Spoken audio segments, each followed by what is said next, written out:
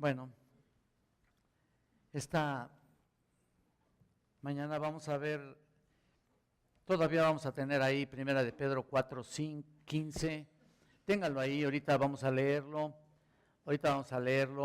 Esta es la tercera parte de la serie que estamos llevando a cabo, que hemos titulado La máxima prueba del creyente, que es lo que Pedro llama o denomina a las pruebas en el capítulo 4, 12, que dice: amados, no os sorprendáis del fuego de prueba que ha de venir sobre vosotros, que os ha sobrevenido, como si alguna cosa extraña os aconteciese, ¿no? Ya saben ustedes, es claro entonces que la Biblia está constantemente diciendo y previniéndonos de lo que ha de suceder irremediablemente con todos los cristianos. La Biblia así nos enseña a través de su palabra, y por supuesto es también nuestra experiencia, que todos los hijos de Dios pasamos por pruebas sin excepción. Sin excepción. Quiero mencionar que toda mi investigación así tiene diferentes fuentes, por supuesto. He investigado a algunos autores y, como ustedes saben, por supuesto también nos vincula con el pastor MacArthur, y creo que no hay ningún expositor bíblico que no dependa de otros para hacer su trabajo y para estar trabajando para el Señor, y por supuesto para predicar su bendita palabra.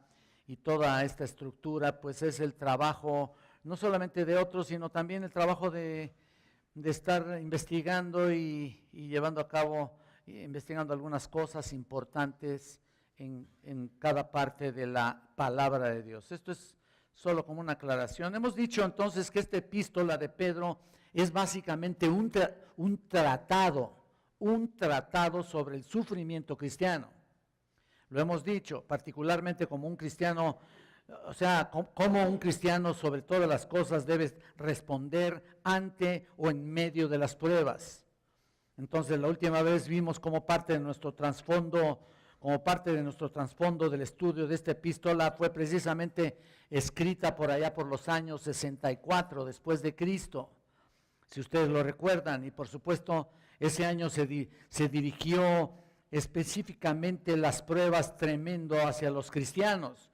¿Por qué? Porque se distinguió por el famoso incendio de Roma, y muchos ya lo saben, y fue perpetuado por el emperador Nerón. Y como resultado, pues obviamente de este crimen, él mismo culpó a los cristianos, a los creyentes. Ahí estaba. Y luego los creyentes fueron perseguidos por todo el imperio, imagínense nada más. Y Nerón prácticamente quería exterminarlos, exhibirlos en el circo romano para ser sacrificados.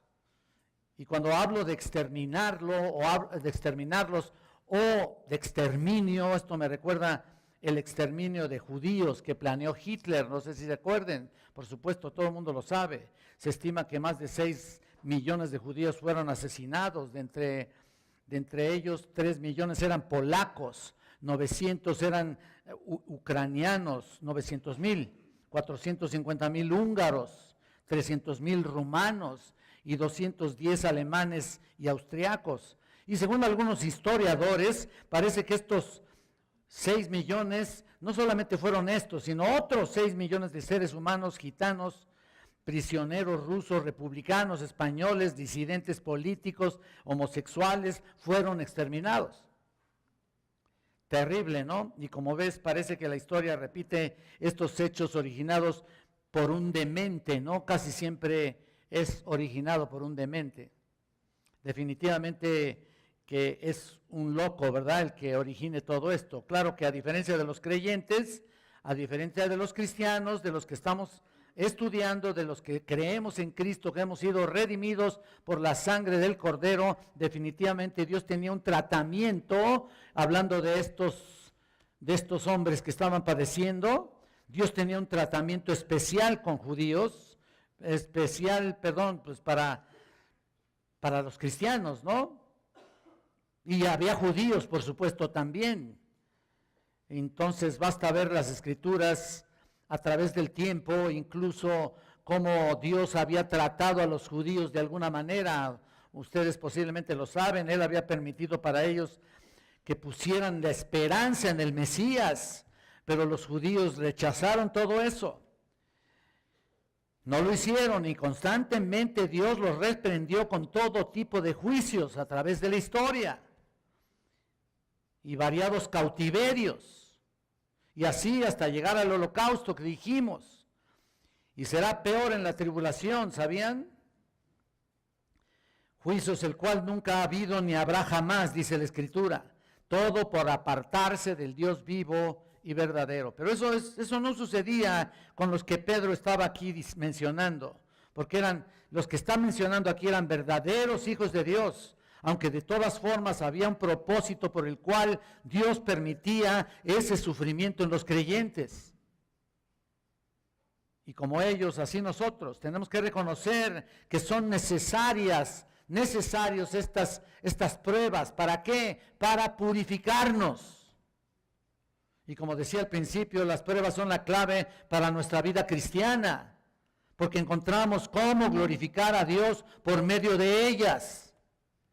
Y tenemos que enfrentarnos de una manera que honre a Dios. Y Pedro aquí dice en el 2:21, ustedes han de recordar, porque para esto fuisteis llamados, porque también Cristo padeció por nosotros, dejándonos ejemplo para que sigáis sus pisadas. ¿Lo ven? Entonces es obvio que los creyentes sufran. Esa es la consigna. Hemos sido adoptados por Él, pero no adaptarnos al sistema del mundo. Porque no somos de aquí, y si no somos de aquí es porque el mundo nos rechaza igual que rechazó a nuestro Salvador.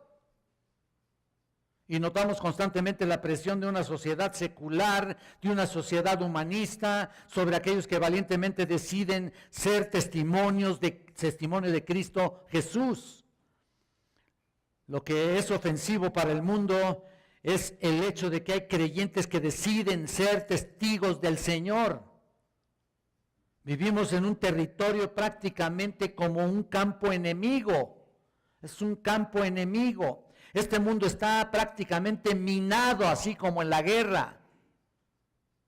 Mira, hay que tener cuidado donde pisas, ¿no? ¿Dónde andas? Porque estamos rodeados de peligro y un descuido y caemos bajo el control del maligno. Entonces, pero para los que están más bien inmersos en este mundo, el campo minado no es un peligro para ellos. Están ya adaptados en su hábitat natural. ¿Me explico? Y porque son perseguidores de todo aquello que no esté de acuerdo con ellos. Y son servidores y seguidores del príncipe de la potestad de las tinieblas, Satanás. Entonces, y nosotros los creyentes somos ciudadanos del cielo, vivimos en un territorio ajeno, venimos de paso, por el cual estamos siendo vigilados, constantemente atacados, constantemente, por eso no nos debe sorprender. ¿Por qué? Porque nos va a venir como resultado de ser testigos fieles de Cristo. Y en la medida en la que los creyentes vivan su fe en medio de una sociedad amoral y secular, más y más vamos a experimentar este tipo de persecuciones, de críticas, de señalamientos, de marginaciones, de todo tipo. Es obvio, es natural. Ahora mira, mientras la iglesia se parezca a la sociedad y tolere sus ofrecimientos, sus pecados, pues no hay problema, ¿no es cierto? Eso sucede con muchas iglesias, mientras más se parecen al mundo, pues mejor. La iglesia imita al mundo que le rodea, predicando un evangelio no correcto, un evangelio inicuo, es decir, un evangelio ligero, un evangelio que no ofende a nadie. Y el mundo no se incomode por eso. Pero si comienzas a ser un verdadero testigo del Señor Jesucristo como Él lo manda, la persecución no se hace esperar de ninguna manera. y de diferentes formas, ¿no? Y eso es solo cuando los cristianos, escuchen, solamente cuando los cristianos son testimonios vivientes y verdaderos del Señor Jesucristo, que es cuando el mundo reacciona contra nosotros de una manera hostil y comienza, por supuesto, a perseguir la iglesia. De esa manera, por eso Pedro aquí dice en el versículo 12, no os sorprendáis, ¿no es cierto? Es de esperar, es lo que Pedro dice aquí y continúa diciendo desde el 13 hacia adelante hasta el 19. Esta es una tremenda porción del Nuevo Testamento en cuanto al cristiano y la tribulación. No me refiero a la tribulación, la gran tribulación que será después del rapto de la iglesia, no. Pero Pedro, sin embargo, está aquí subrayando no cualquier tipo de sufrimiento o tribulación, sino la tribulación que es por causa de tu testimonio, por causa de vivir una vida santa, por causa de tener bien puesto el concepto en tu vida y en tu corazón de vivir completamente diferente a lo que el mundo te está ofreciendo. Serás perseguido de alguna otra manera.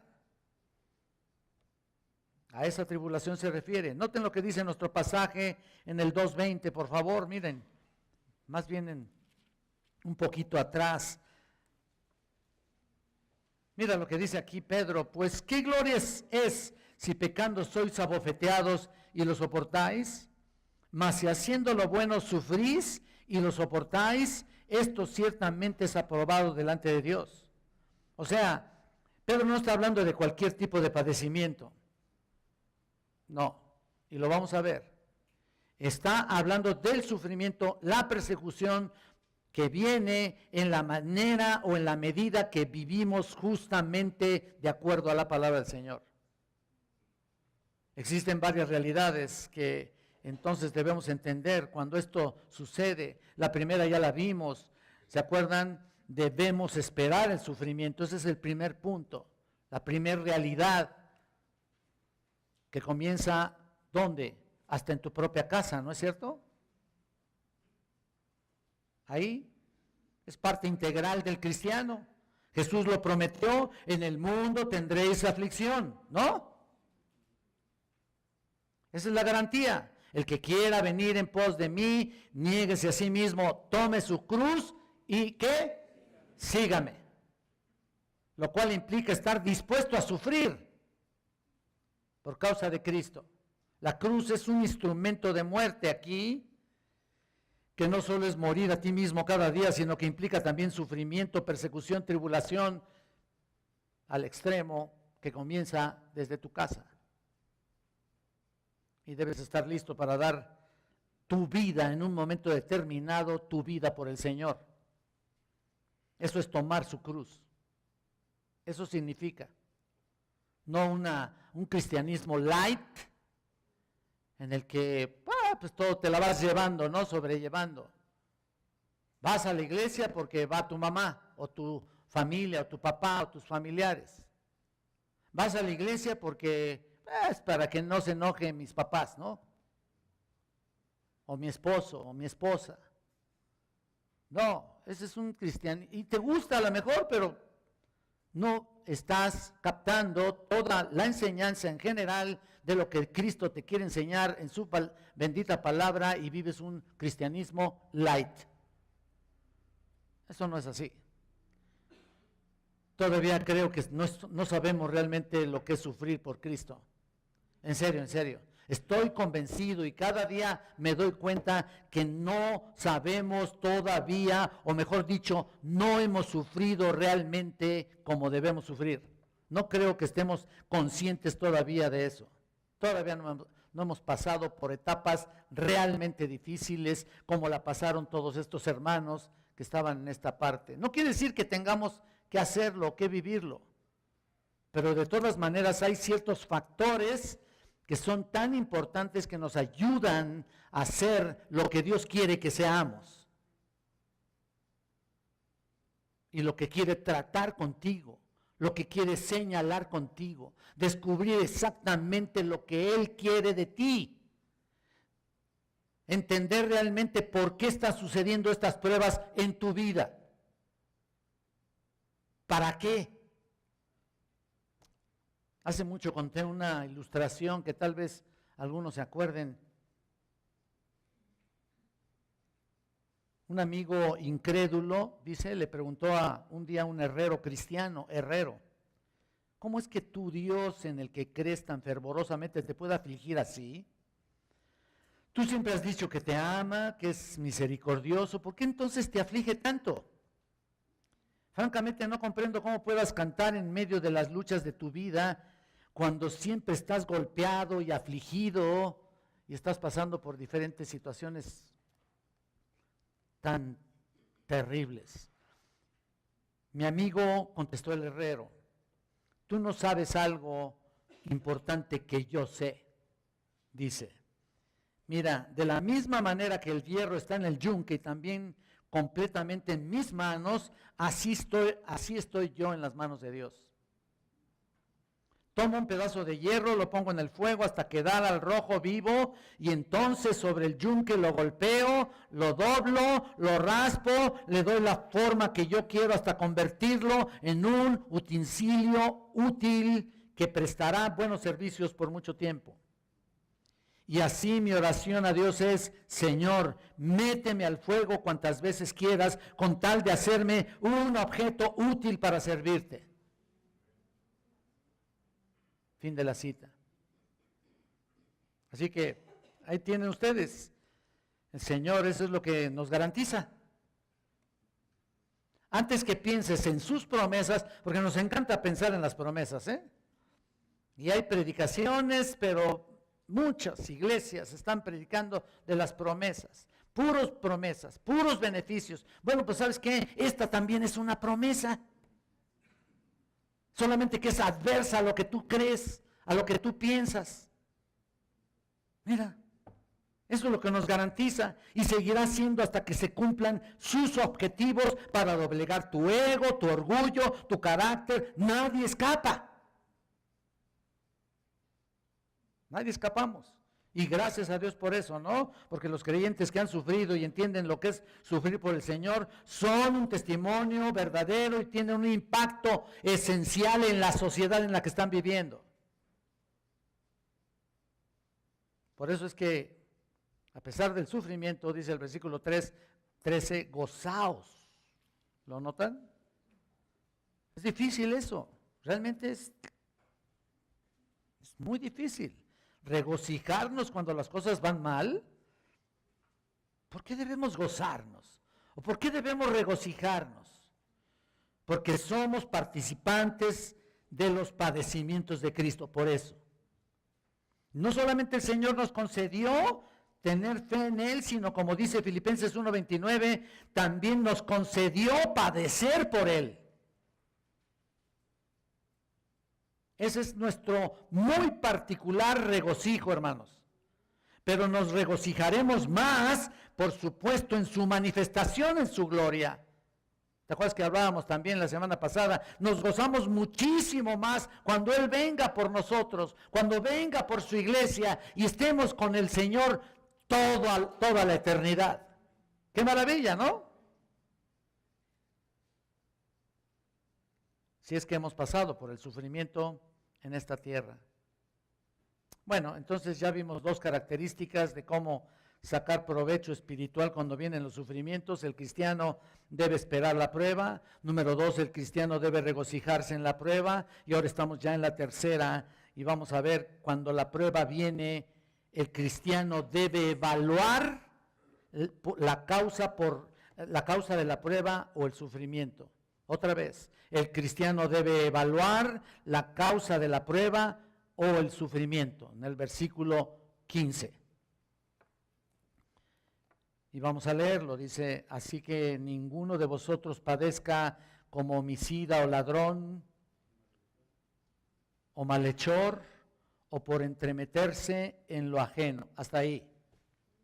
Creo que hasta ahí vamos a ver. Hay algo muy rico aquí. Dijimos que todo el sufrimiento es el resultado de una vida piadosa, aún como creyentes, y creo que lo estoy remarcando constantemente, pero fíjense lo que estoy diciendo en este punto, que el cristiano debe evaluar la causa de la prueba o el sufrimiento. Debes evaluar, debes sopesarla o debes considerar la causa. Si te das cuenta, aquí en el versículo 15 vemos 4 pecados típicos, tan solo en este versículo, de una persona que no conoce a Cristo, una persona no regenerada. Estos pecados ilustran realmente el sufrimiento sobre la cual nos está instruyendo, ¿no es cierto? Ahí está. Pero la exhortación de Pablo es para tener vidas piadosas, ya se los dije, y justas. Sin embargo, el primer pecado o la persona que menciona aquí es que si alguien comete homicidio, que padezca como homicida, dice ahí, por supuesto que va a sufrir, ¿no? De alguna manera va a sufrir. ¿A qué nos referimos con eso? Va a sufrir el castigo de la sociedad, de las autoridades, ¿no? Y terminará en la cárcel o pagando con su vida por el crimen que cometió. Un homicida, pues termina mal, como quiera que sea, termina mal, a menos que un homicida se arrepienta, pida perdón a Dios y entregue su corazón al Señor, ¿no? Pero aquí dice claramente Pablo que ninguno de vosotros padezca como homicida. Ahí está. Él tendrá que llegar su momento en que tenga que pagar por lo que estaba haciendo o por lo que está haciendo. Y lo vean, continúa Pedro diciendo, he estado diciendo Pablo, ¿verdad? No sé si he estado diciendo Pablo, pero ¿no he estado diciendo Pedro? Bueno, qué bueno. Como estoy teniendo un estudio de Efesios de Pablo, también pensé que lo había revuelto. Entonces vean, aquí está diciendo Pedro también que nadie sufra como uno que es ladrón. ¿Lo estás viendo? Por supuesto que un ladrón va a recibir las consecuencias de su conducta, ¿no? Otra vez, las autoridades existen justamente para traer castigo sobre aquellos que se conducen de una manera impía, de aquellos amadores de lo ajeno, como decimos, ¿no es cierto? Eso nos dice también Romanos 13. Y el apóstol Pedro lo repite en el capítulo 2 de esta epístola. También vemos aquí un malhechor, ¿lo estás viendo? Es una descripción aquí, el malhechor, una descripción general que resume todo tipo de impiedad y pecado. Esta es una persona que actúa mal y va a sufrir por eso, ¿no? Y noten la cuarta descripción que aquí menciona Pedro, es una palabra muy interesante. Es el entrometido. ¿Lo estás viendo? Mira, qué raro, ¿no? Está raro porque que entre un grupo de criminales, por decir así, homicidas ahí, ladrones, malhechores, aparezca uno entrometido, ¿no?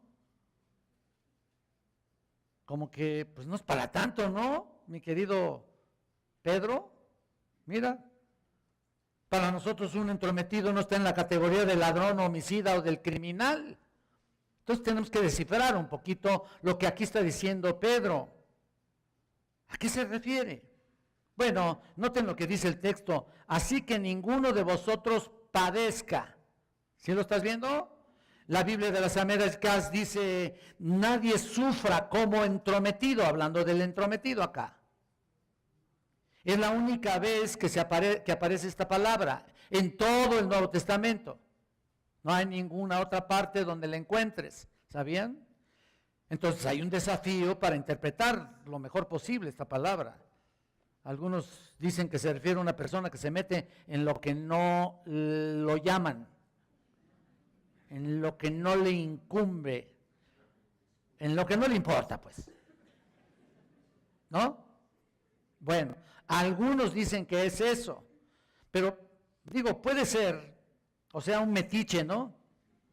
Alguien que se mete en donde nadie lo invitó. Todos conocemos a personas que andan ahí metiéndose o comentando cosas sobre las cuales ni siquiera saben. Hay de todo, ¿eh? No solamente mujeres, ¿eh?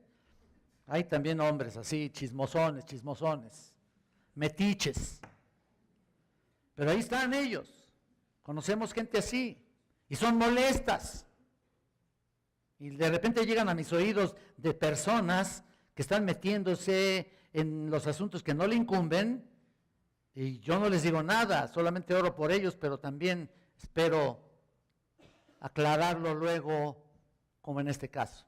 Bueno, realmente son molestas, pero no estamos muy seguros de que este pasaje esté hablando de eso. Yo no estoy muy seguro que esta palabra sea exactamente eso, o que esté hablando de eso. ¿Por qué? Por el contexto, ¿me explico? El contexto tiene mucho que ver acerca de la interpretación de una palabra. No vas a decir alguna tontería, o por supuesto algo de lo que los demás piensan que es. No. Otros dicen o interpretan esta palabra como una referencia a un peleonero, o uno que busca bronca, alguno que se mete en una pelea simplemente porque le gusta. Otros dicen que esta palabra se refiere a un revolucionario, y muy posiblemente eso es lo que tenga en mente aquí Pedro. Alguien que está listo para crear conflicto. La palabra es la palabra ayotriepiscopos.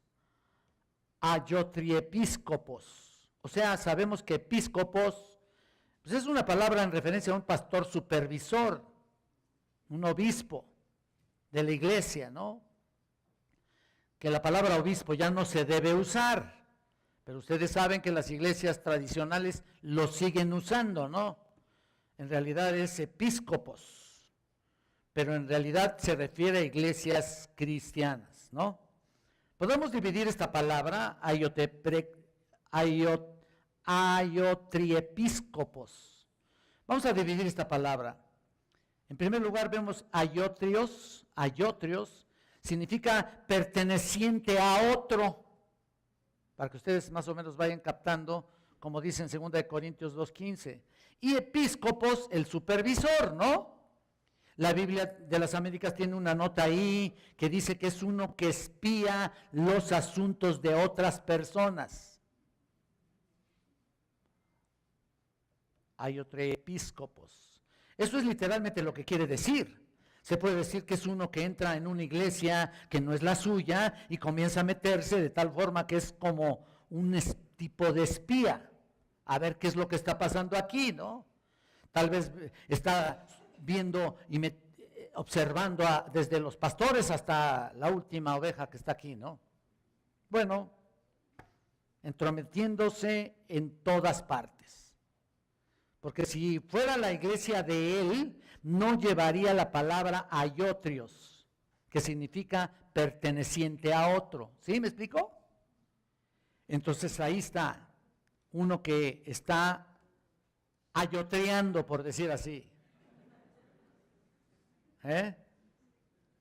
Espiando, metiéndose en ver todo el comportamiento de toda la gente, perteneciente a otro, ¿se dan cuenta? Bueno, pero ¿por qué se encuentra este personaje en la lista que Pedro menciona aquí? ¿Por qué se encuentra este personaje? Creo que hay una razón. Es muy posible que Pedro tenga en mente a un individuo que se está metiendo en cosas que inquietan o perturban o traen turbación a la sociedad o al gobierno establecido, en lugar de someterse, refiriéndome a la iglesia. En el capítulo 2, vamos al capítulo 2 de Pedro, acá, un poquito atrás, ya nos enseñó cómo hacerlo. Nota aquí lo que dice Pedro, el capítulo 2, versículo 13. Mira, por causa del Señor someteos a toda institución humana, ya sea al rey como a superior, ya a gobernadores como por él enviados para castigo de los malhechores y alabanza de los que hacen bien. También leí el 14. Muy bien. Entonces, lo que está diciendo Pedro en nuestro texto es que nadie se meta o que no sea una persona que busca la agitación política, que no sea un agitador, uno que le guste ser revolucionario, que no sea uno que busca o que le guste la insubordinación.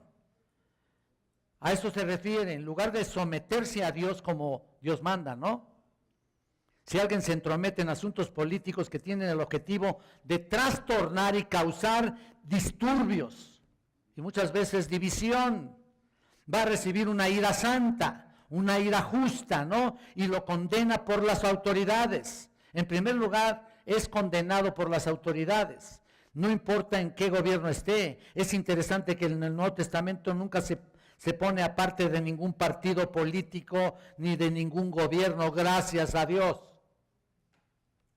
Para los creyentes el mandamiento es que nos debemos someter a toda autoridad humana, porque toda autoridad, como sea, ha sido establecida por Dios, sea buena, sea mala, gobiernos mediocres, gobiernos malos. Por eso Pablo también exhorta a los creyentes que vivamos de la siguiente manera. Vamos a Tesalonicenses, por favor. Vamos a ver la primera carta a los Tesalonicenses, en el capítulo 4. Versículo 11.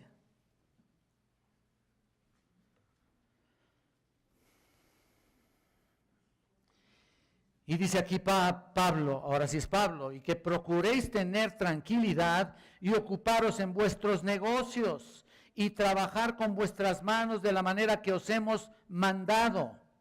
¿Ven? El creyente debe ser eso, una persona que se conduce de manera tranquila y se preocupa en sus propios asuntos, no en los de otro. Vive en paz, no es un revolucionario que llega a otro lugar a hacer ahí alguna inquietud, etcétera. No se entromete en cosas que no le incumben, no es un agitador. Esto es lo que no debe caracterizar a un discípulo del Señor, de ninguna manera. Ser un agitador, eso no es honorable realmente. El Señor Jesús nunca se metió en la política, algunos lo ven así, pero Él no vino aquí para meterse en ningún grupo político de ninguna especie. Y por lo tanto sus hijos tampoco deben inmiscuirse en ningún asunto de política, por fácil que sea meterse, ¿no? Ni a estar agitando ahí, ni estar poniendo ahí pancartas para que cambie la gente. No te tienes que meter con eso. Dios tiene el control de todo. ¿No es cierto? Ahí está. Entonces, no nos llama a ser ningún partidario de ningún grupo agitador, ni mucho menos. Él dijo, mi reino no es de este mundo, ¿no es cierto? Tú perteneces a su reino, y si perteneces a su reino, ¿qué tienes que andar husmeando en otro lugar, no? Nuestro reino tampoco es de este mundo, eso lo debemos tener muy presente. Entonces, cuando evaluamos nuestra prueba, nos hacemos esta pregunta: ¿por qué es que estamos sufriendo? ¿Es por causa de la justicia o es por causa de alguna mala conducta de parte mía? Ese es el punto que debemos reflexionar en alguna de esas que Pablo menciona. Si eres un malhechor, bueno, pues cualquiera de esas que sea la manifestación de esa conducta trae consecuencias graves, producto de esa maldad. Todo lo que el hombre sembrare, ¿qué? Ahí está. Eso también segará, ¿no? No pienses que ese sufrimiento es el resultado de ser cristiano. Si te vas a meter en alguna situación difícil, eso es lo que Pedro aquí está advirtiendo. Recuerden lo que dice también en el 2:20 de aquí mismo, de esta epístola. Pues qué gloria es, ya lo leímos, que si somos abofeteados, mira, y supuestamente la autoridad, a la autoridad, y lo soportáis, ¿no? Si pecando, perdón, no leí la palabra pecando. ¿Qué gloria es si pecando sois abofeteados? ¿Qué chiste tiene, no? ¿Qué razón hay de que seas abofeteado por algo que estás haciendo pecado? Y dice, ¿y lo soportáis? Bueno, lo soportas, pero no quiere decir que Dios te esté fortaleciendo ahí. ¿Por qué? Porque es producto de tu pecado. Hay personas que luego dicen, ay, cómo estoy sufriendo por Cristo. ¿Sabes qué? Y estás haciendo algo malo o algo indebido. y estuvo causando algún tipo de revolución por ahí en el contexto social, hablando lo que dice el versículo. Mas si haciendo lo bueno, ahí mismo en el versículo se los leí, sufrís y lo soportáis, esto ciertamente es aprobado delante de Dios. O sea, no culpemos a nadie de nuestro sufrimiento. No digamos que ese sufrimiento es por causa de Cristo Jesús, cuando en realidad es un sufrimiento de una mala conducta de nuestra parte o el resultado de un desorden personal que traemos arrastrando, que no podemos corregir. A eso me quiero meter, eso es lo que quiero mencionar también. Un desorden que traemos ahí arrastrando de toda la vida y no podemos solucionar. Un desorden de cualquier tipo de cosas. ¿Y qué sucede? No lo puedes ordenar y por lo tanto entonces sufres las consecuencias por ese desorden que no terminas por solucionar. Debemos tener cuidado de eso. A eso se refiere el apóstol. Tenemos que entonces evaluar las pruebas. Ese es el punto que estamos viendo. ¿Por qué entonces estoy sufriendo? Vayan al versículo 16 de nuestro texto. Pero si alguno padece como cristiano, dice ahí, no se avergüence, sino glorifique a Dios por ello. Ah, qué diferencia, ¿no? Vean, padecer como cristiano, no como lo que posiblemente éramos, sino como verdaderos representantes de Cristo. Todo esto es como cristiano. Somos bienaventurados, lo dice el versículo 14, se los leí en la semana pasada. Y no debemos avergonzarnos si sufrimos como cristianos. Al contrario, esto es justamente lo que Dios enseña en Mateo 5. En las bienaventuranzas del 10 al 12 habla, la mayoría de las bienaventuranzas aquí comienzan así. Noten, ahí todo el capítulo 5, desde el 1 hasta el 12, habla de bienaventurados esto, ¿no? Comienza con la dicha, bienaventurados. Es lo que quiere decir bienaventurados, felices, gozosos, dichosos. Pero algunos irán acompañados de sufrimiento, o sea, de los pobres, por ejemplo, de los que lloran. Y luego también menciona de los mansos en medio de una terrible revuelta, de los que tienen hambre y sed de justicia, de los que padecen persecución. También termina con eso. De los que son vituperados y perseguidos y hablen mal de ellos, y sin embargo siempre Dios terminará con algo especial de mayor alegría. ¿Cuál es?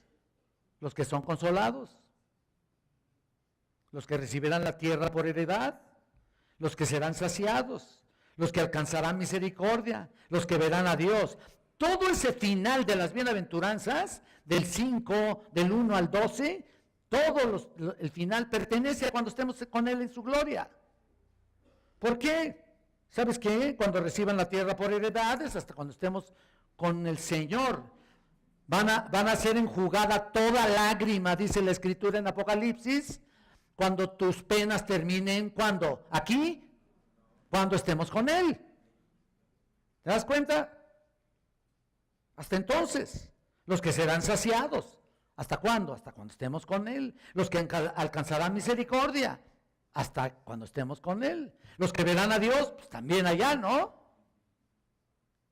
¿Por qué? Porque mientras estemos aquí, somos personas que serán perseguidas, vituperadas, criticadas al máximo. Y todo esto nos lleva a una distinción. ¿Sabe qué? ¿Sabes cuál es la distinción? Todo esto es un gran privilegio.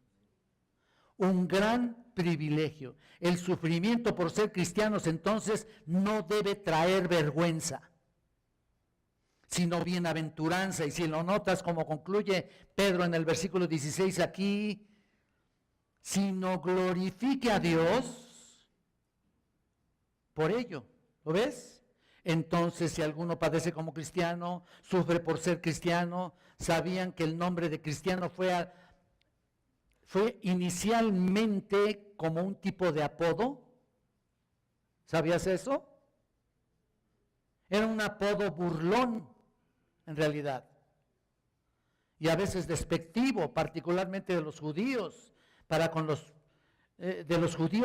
cristianos, los primeros cristianos. Los primeros creyentes fueron llamados cristianos. ¿Se acuerdan dónde? En Antioquía, en Hechos 11:26, ¿te acuerdas?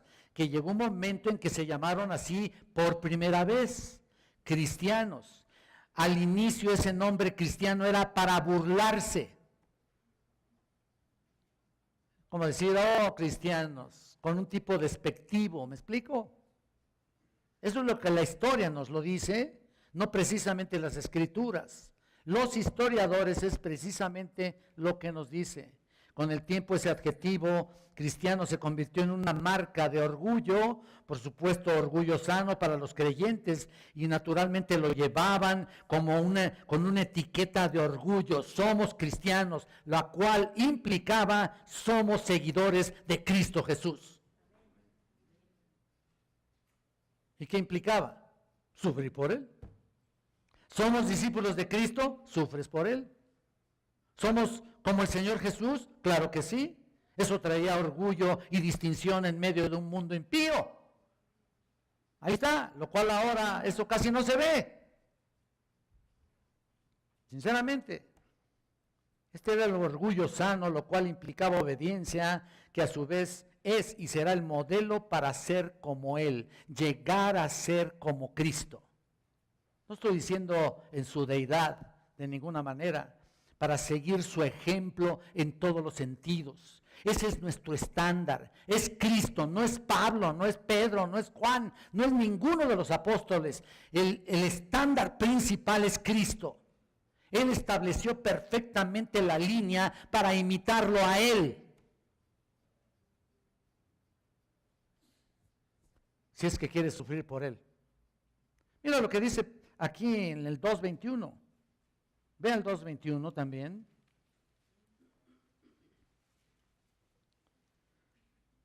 Mira, para que te quede claro aquí, pues para esto fuisteis llamados, porque también Cristo padeció por nosotros, dejándonos ejemplo. Mira, ¿para qué? Sigáis sus pisadas. Mira, la palabra ejemplo es como un papel calca aquí.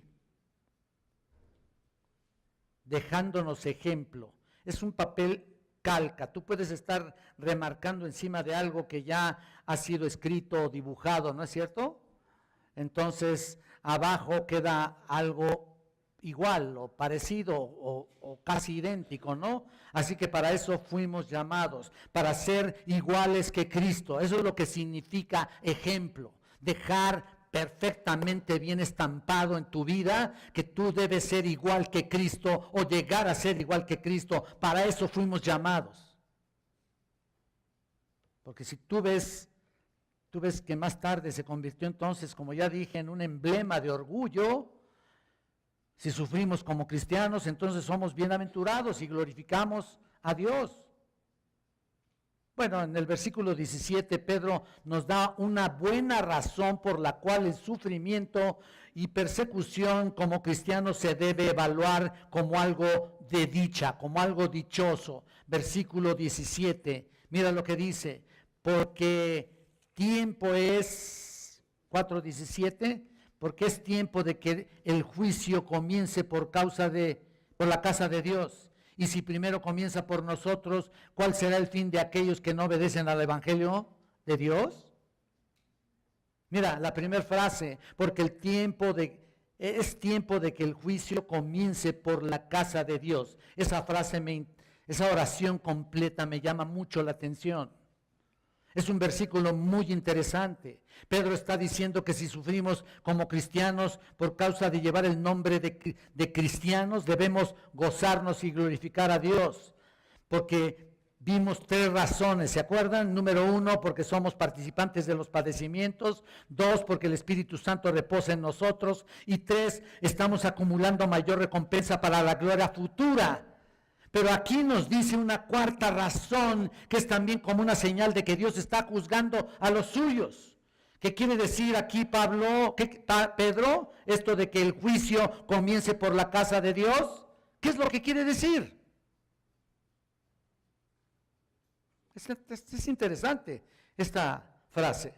Bueno, en la Biblia de las Américas dice, porque es el tiempo. La palabra tiempo aquí es la palabra kairos en el griego. No es cronos. No se refiere a tiempo de horas, sino a la época. Es la etapa, la época, el juicio con la venida del Señor Jesucristo cuando vino por primera vez. Entramos a la época de la iglesia, ¿no es cierto? Cuando Cristo vino por primera vez, entró el tiempo de la iglesia.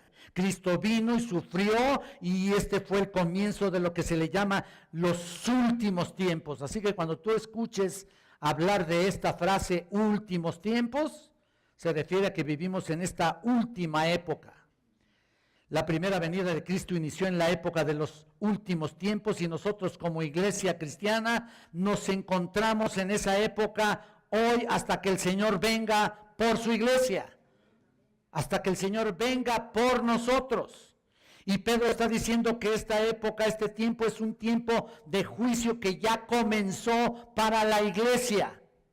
Te va a sorprender lo que te voy a decir. Comenzó en primer lugar en la cruz, cuando Cristo pagó por nuestros pecados. Y ahora nos encontramos en esta época de sufrimiento, de juicio para la iglesia. Aquí lo dice el Espíritu Santo, revelado aquí por medio de la pluma del apóstol Pedro. Aunque hay gracia para acercar a Cristo a los pecadores, la iglesia en realidad ya está siendo de alguna manera juzgada. Comienza por su casa. ¿Lo estás viendo? Es lo que dice ahí. Ya está siendo juzgada. No es el mismo juicio para los pecadores que va a culminar en el juicio del gran trono blanco allá en Apocalipsis 20:11. No es el mismo tipo de juicio. No se alarmen. Pero la iglesia está siendo de alguna u otra manera juzgada. Este juicio comienza por la casa de Dios, que aquí dice, pero no es una referencia a la condenación. No es que Dios está condenando a la iglesia. No se trata de eso. Sino que es la prueba de disciplina que Dios trae sobre los suyos. ¿Para qué? Para purificarlos. Como ya vimos, para quitar la hojarasca de aquello que no sirve en nuestra fe, para quitar de tu mente todas esas telarañas y suposiciones y cosas y relaciones que tienes con el mundo, para quitar de tu vida cualquier tipo de relación que tengas con el mundo impío. Es para purificación, hermanos. Es como dice aquí en el 1:7, vamos al 1:7 también de Primera de Pedro.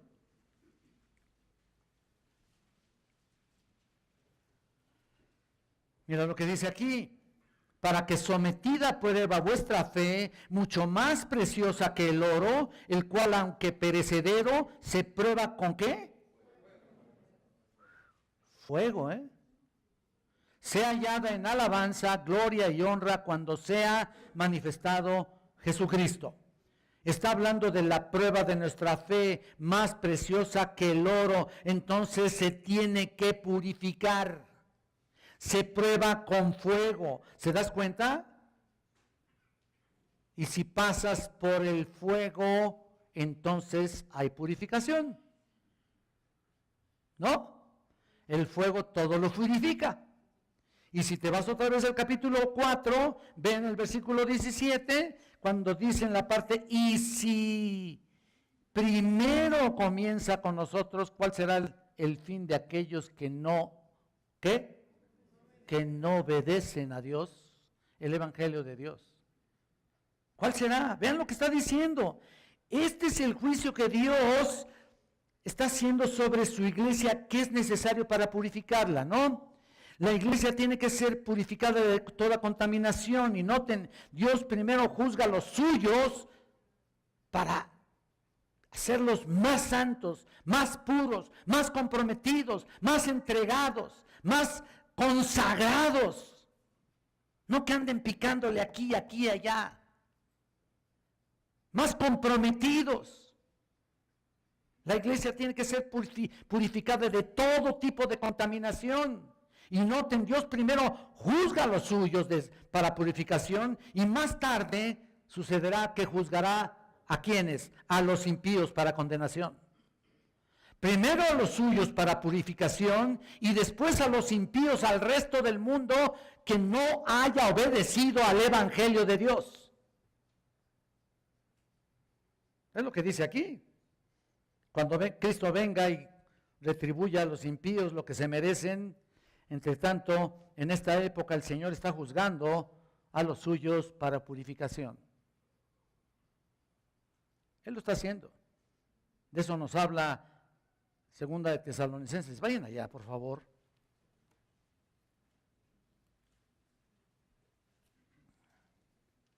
En el capítulo 1.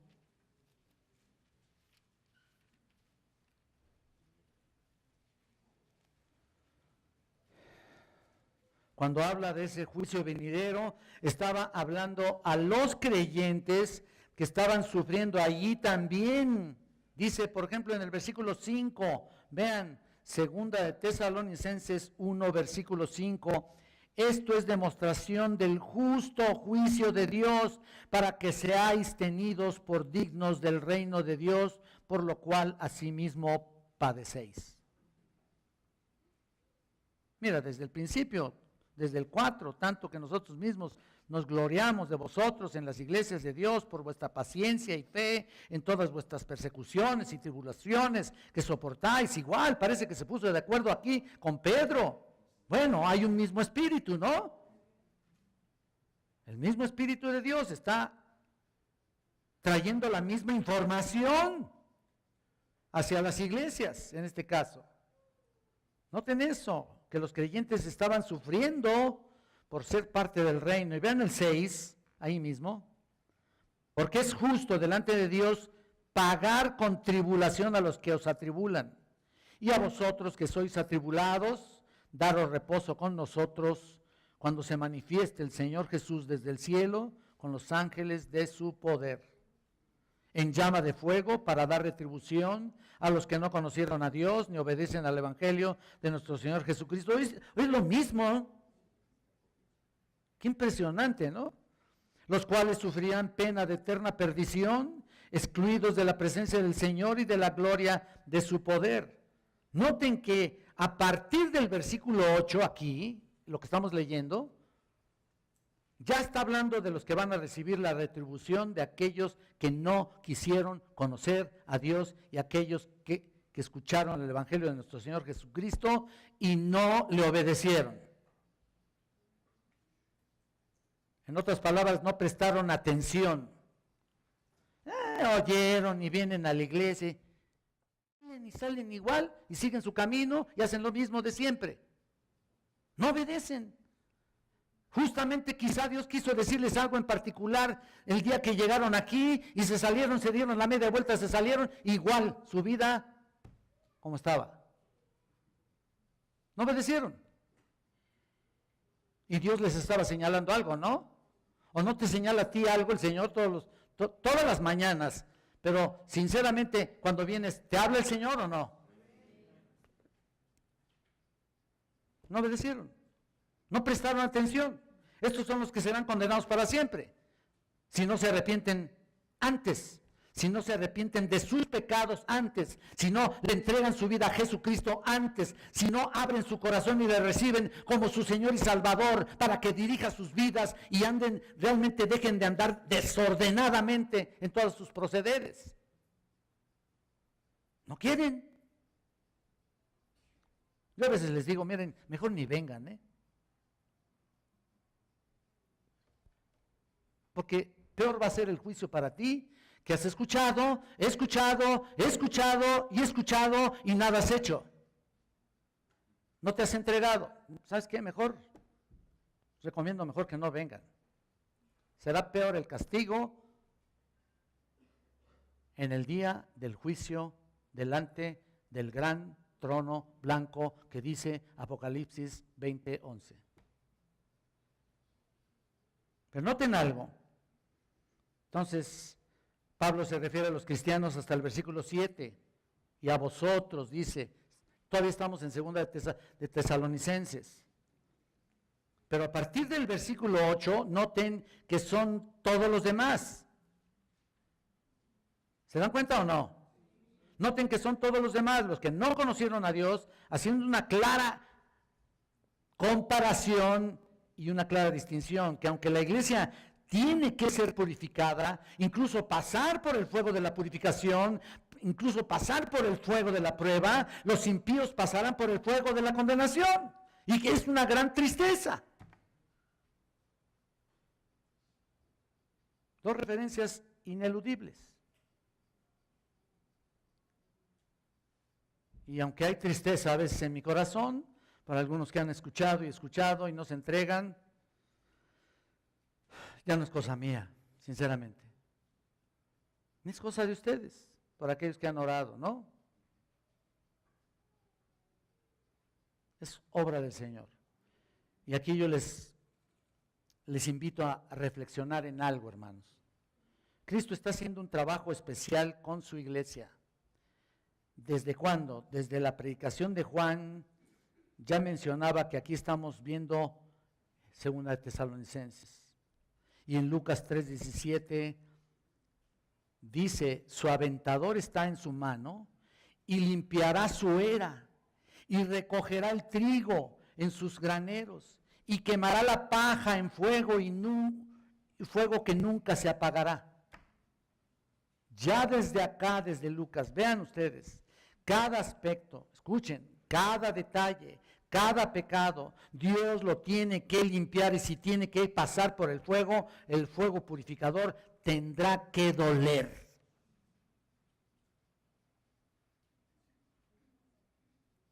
Así que no puedes ocultar más tu pecado,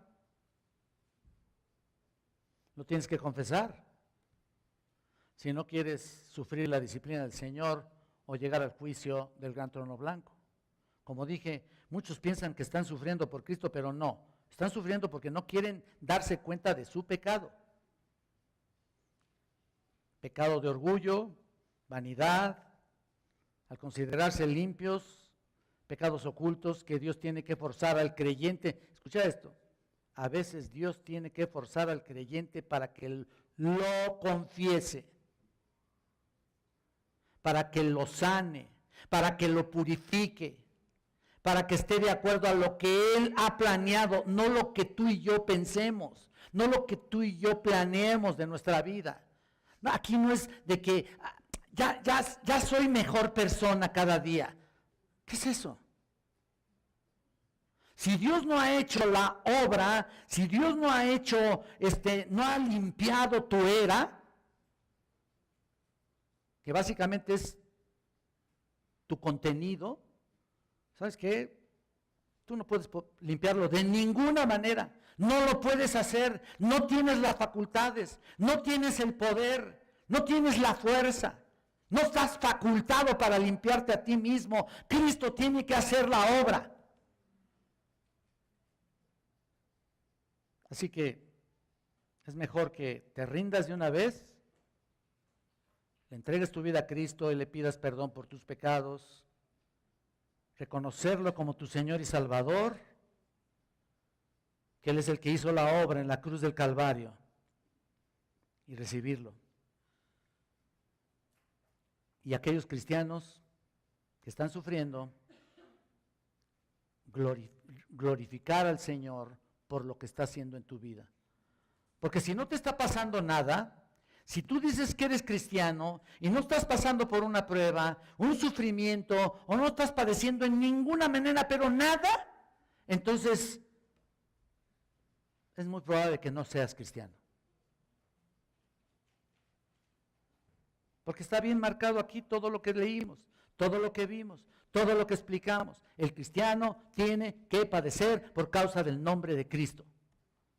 Así que es mejor que te gloríes, es decir, es mejor que te alegres y te dé júbilo y regocijo porque Dios está fijándose en ti. Qué maravilla, ¿no? ¿No están gozosos por eso? Aunque estemos pasando por lo que sea, ¿eh? Y los demás Entréguense, si no, será terrible. Oremos para nuestro Padre Celestial.